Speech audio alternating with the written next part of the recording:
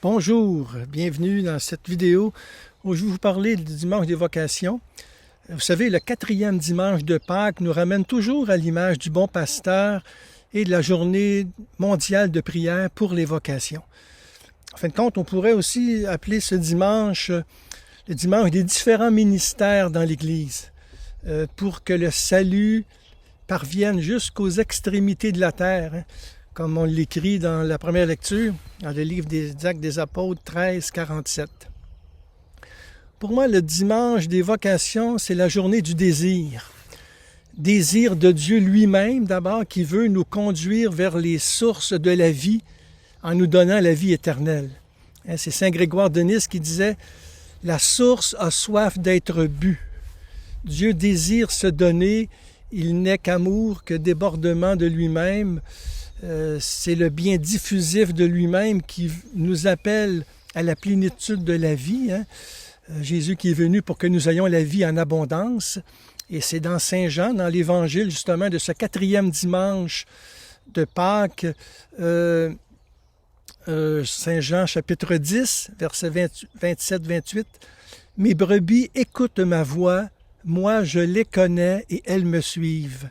Je leur donne la vie éternelle. » Alors, voyez ce désir de Dieu de nous parler, de nous donner la vie éternelle. Désir des chrétiens aussi, désir d'écouter Jésus, parce que la foi naît de l'écoute. C'est écouter ce que Jésus nous dit. Jésus désire vraiment d'écouter Jésus, de lui donner leur vie, en fin de compte, comme Jésus l'a fait pour nous, pour chacune de nous. La vocation, en réalité, c'est comme la prière. Ça naît de la rencontre de ces deux désirs. Dieu qui veut se donner et nous aussi qui nous donnons notre vie au Seigneur. C'est la rencontre de deux soifs, de deux désirs, en fin de compte. C'est un peu ça, la vocation et la prière aussi, dans le fond. La vocation, c'est vraiment le fruit du désir de Dieu pour nous et nous pour lui, afin que nous soyons unis au Père, à la suite de Jésus. C'est encore là, c'est dans Saint Jean, chapitre 20, verset 30. Il dit « Le Père et moi, nous sommes un ».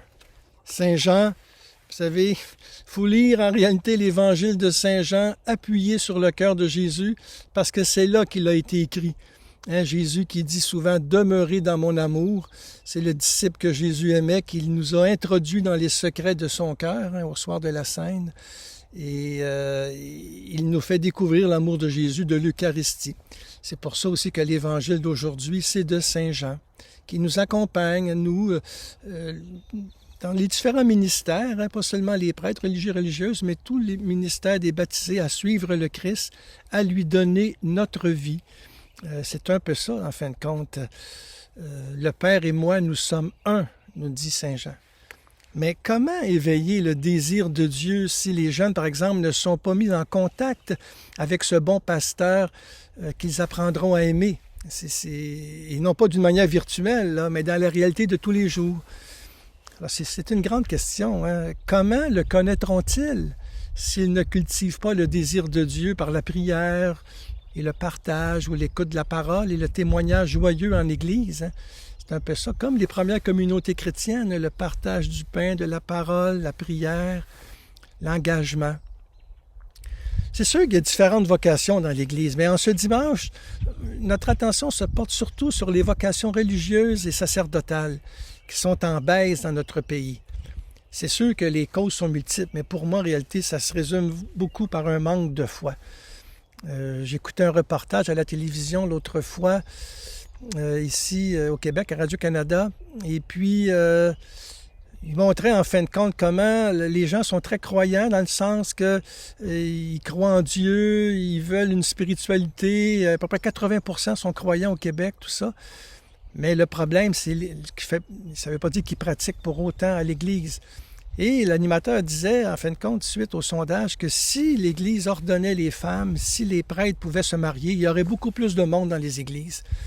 Alors moi, je trouve que c'est un peu simpliste. C'est un leurre, ça. On ne va pas à l'église parce que, justement, pour tel ou tel prêtre. C'est parce qu'on a vécu une rencontre avec le Christ. C'est pas le fait, par exemple, qu'on ordonne les femmes. Bon, peut-être que ça va se faire un jour. De toute façon, l'Église en discute et puis on verra, là. Mais c'est pas ça qui fait qu'il y a plus de monde ou non dans les églises. C'est tout simplement est-ce qu'on a vécu une expérience personnelle avec le Christ, est-ce qu'il est quelqu'un pour moi?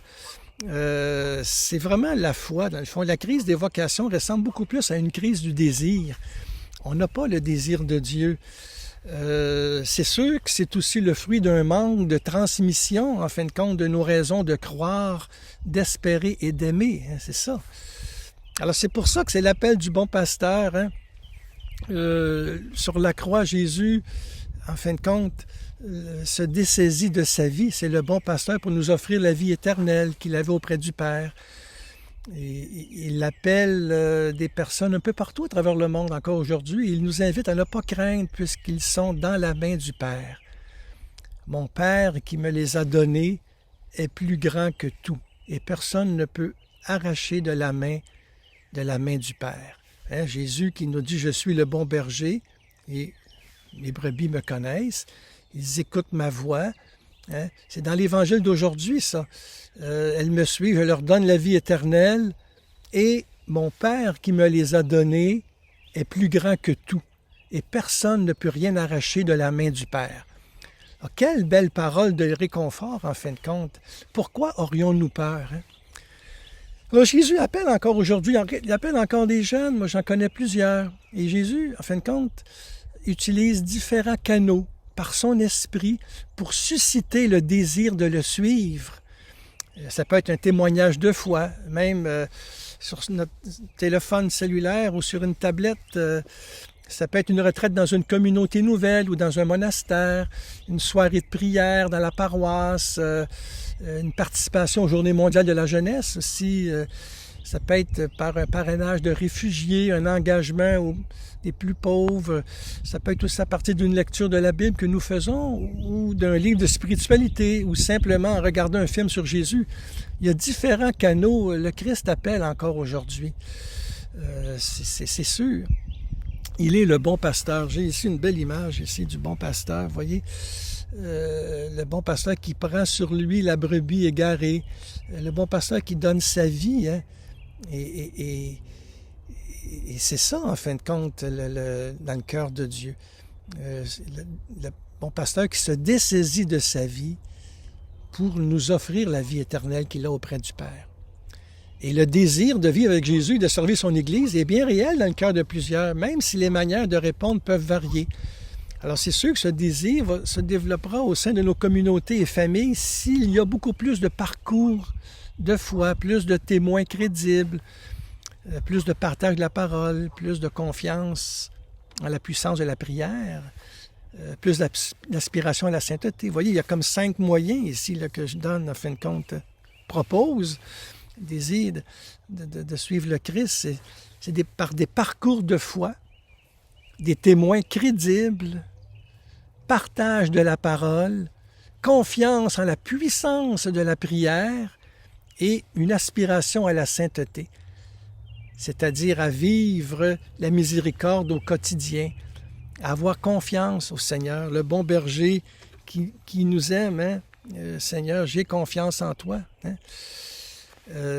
Alors, moi, je pense que le pape François nous donne vraiment l'exemple de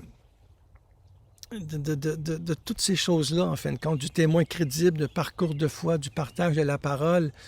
Le pape François qui nous invite à être une Église en sortie, à sentir l'odeur des brebis, hein, à reconnaître les gens qui ont le plus besoin d'une parole attentive, d'amour, de douceur, de partage.